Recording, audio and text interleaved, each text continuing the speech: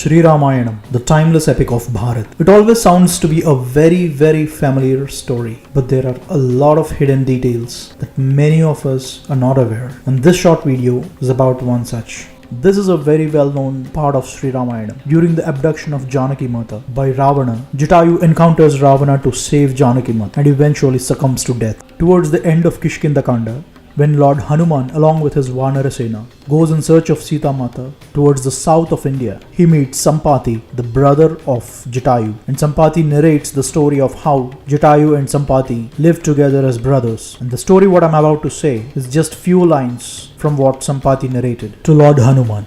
Sampati narrates how Jatayu and Sampati used to fly high in the sky, and as part of that narration, Sampati explains about different kinds of birds, and this is what he said.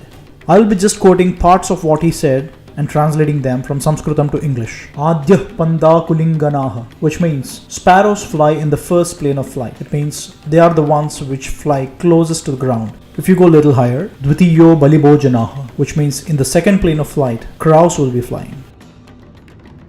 If we go a little above further, trutiyam gachanti kraunchascha, which means in the third plane of flight, cranes will be flying.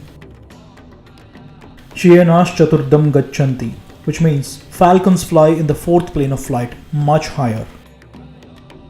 Further above, Grudra gachanti panchamam, vultures fly in the fifth plane of flight, much higher than the falcons. Further above, Shashtastu pamdha hamsanam, swans fly in the sixth plane of flight. The swans mentioned in Sri Ramayanam apparently are not existing today. Instead, we have bar-headed goose, which very surprisingly flies higher than the vultures in the Himalayan ranges. Often vultures and bar-headed goose interchange the positions. Both are almost like the birds which have unusual flight height. And finally, at the topmost, Vainateya gatih para, Sampati says that above all other birds, it's Garuda, which is the Vahanam of Sri Mahavishnu. Garuda flies at that height much higher than any other bird.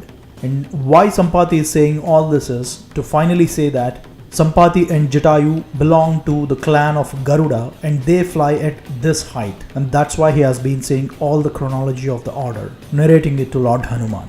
Now if we stack up the entire sequence what Sampati narrated, we'll have the chronology of the flight heights of the birds, which are almost similar to what they are today, just with an exception that instead of Hamsa, we have bar-headed goose. It's quite interesting to see that Sri Ramayanam holds these kinds of intrinsic details, which we often miss, but it's very interesting to discover them, isn't it? Well, this is a very short story that we would like to tell you. And as always, thank you for watching.